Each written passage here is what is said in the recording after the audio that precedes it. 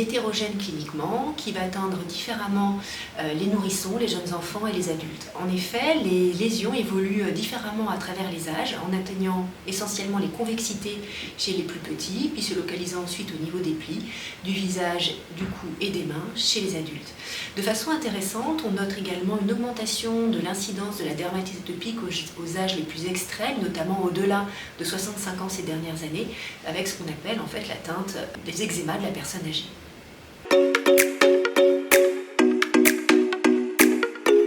La dermatite atopique, c'est une forme d'eczéma particulière qui va associer une sécheresse de la peau avec de l'inflammation.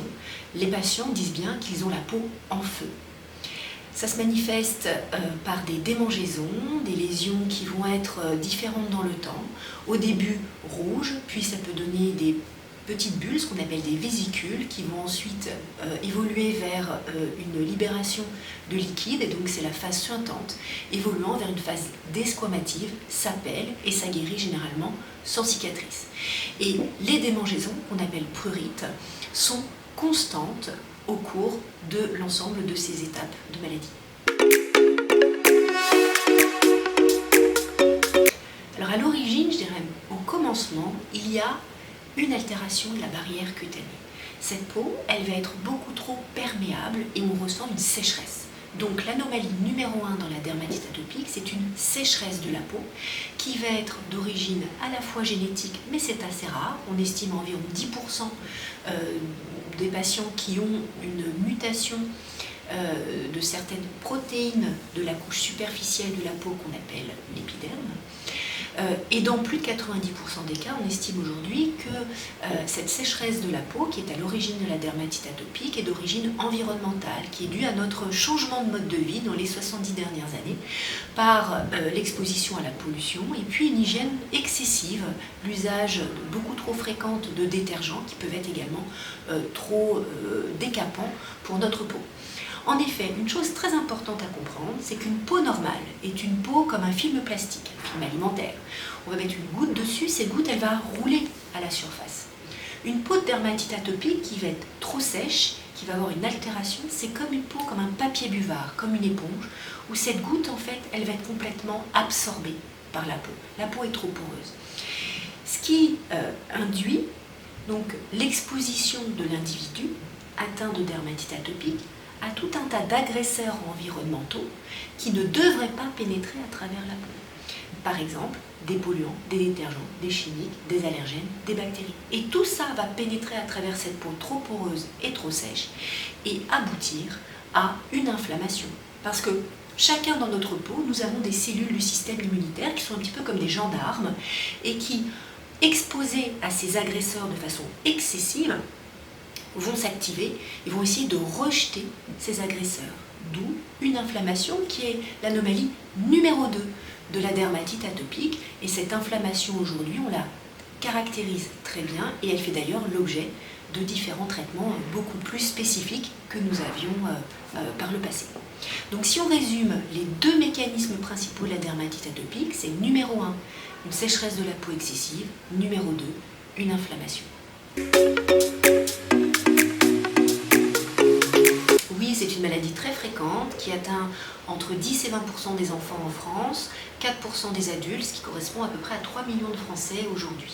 Avec, comme vous l'avez compris, une très forte prédominance de la dermatite atopique chez les enfants, avec malgré tout une bonne nouvelle, c'est que 70% des dermatites atopiques débutant dans l'enfance disparaissent vers l'âge de 10 ans. Deux grands principes. Premièrement, lutter contre la sécheresse de la peau avec des crèmes hydratantes que nous appelons des émollients, afin de reconstituer la barrière cutanée qui est une barrière qui est altérée dans la dermatite atopique. On utilise une fois par jour des crèmes hydratantes, au moins une fois par jour, des pieds à la tête, tout comme on se lave les dents au moins une fois par jour, on se crème au moins une fois par jour. Ensuite, il va falloir aussi bien comprendre ce qui se passe au niveau de la peau et donc demander à son dermatologue ou à son médecin des explications sur que se passe-t-il exactement au cours de cette pathologie est important pour bien comprendre les objectifs du traitement. Donc ça, c'est pour tous les patients et tout le temps. Ensuite, on va cibler l'inflammation avec des traitements anti-inflammatoires, qu'ils soient en crème ou en comprimé ou en injection. Dans la majorité des eczémas, je dirais dans plus de 90% des cas, les traitements anti-inflammatoires locaux à base de crème sont tout à fait efficaces. C'est ce qu'on appelle les dermocorticoïdes ou d'autres produits apparentés comme le tacrolimus topique. Ensuite, plus on avance en termes de sévérité, plus l'usage des crèmes va être difficile quand l'eczéma est étendu et nous aurons alors recours à des traitements qui sont plus faciles à mettre en œuvre, toujours en combinaison avec les traitements locaux, que sont des traitements en comprimé ou en injection, qui ciblent là encore l'inflammation, que ce soit des traitements, je dirais, anti-inflammatoires conventionnels ou plus récemment des biothérapies ou des petites molécules comme les inhibiteurs des JAK. Alors les nouveautés thérapeutiques, je dirais que nous vivons une révolution depuis 2017 avec l'arrivée des premières biothérapies, avec notamment le dupilumab que nous manipulons depuis cette période. S'en viennent ensuite deux autres molécules qui sont aujourd'hui remboursées et accessibles dans la dermatite atopique dans cette famille de médicaments, que sont premièrement le tralokinumab et puis plus récemment le lebrikizumab, ces deux derniers médicaments étant des biothérapies, c'est-à-dire des anticorps qui ont été façonnés pour ressembler le plus possible aux anticorps que nous avons au sein de nos organismes pour cibler l'inflammation de la dermatite atopique. Nous avons également des petites molécules et la différence entre les trois biothérapies que je viens de vous présenter et ces petites molécules est assez importante puisque un anticorps est une grosse protéine, une petite molécule est 30 000 fois plus petite avec donc d'autres mécanismes d'action. Au sein de cette famille de petites molécules, on parle des inhibiteurs des JAK, qui sont les JAK, des molécules très importantes pour permettre au signal de l'inflammation de s'activer normalement au sein des cellules. Et donc nous avons aujourd'hui en France trois molécules de la famille des inhibiteurs de JAK. Premièrement le baricitinib, puis deux molécules nouvelle génération, un peu plus spécifiques, qu'on appelle l'upadacitinib et l'abrocitinib. L'urgence, c'est de traiter l'inflammation de la peau avec des crèmes hydratantes, mais aussi les crèmes anti-inflammatoires en cas de poussée d'eczéma. Au quotidien, sur une peau sèche constitutionnellement parlant, il faut utiliser des crèmes hydratantes. En cas de poussée de dermatite atopique chez l'enfant, on utilisera les anti-inflammatoires, le plus souvent en crème, selon des quantités qui sont aujourd'hui bien validées, qu'on appelle l'unité phalangette.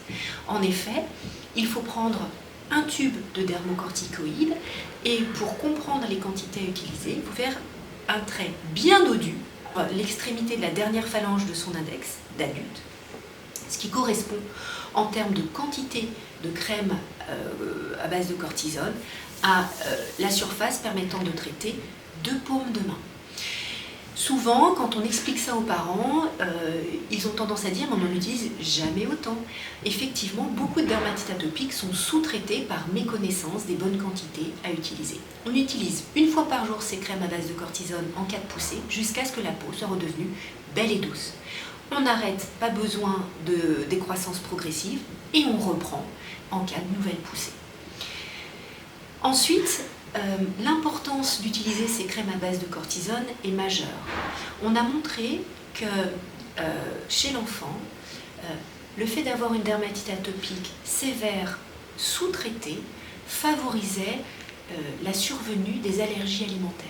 En effet, ce n'est pas en mangeant des aliments par le tube digestif que l'on devient allergique aux aliments, c'est lorsque l'enfant apprend à manger en s'en étalant sur une peau qui va être altérée, trop sèche, que ces aliments vont pénétrer de façon accrue dans la peau et donner des allergies alimentaires.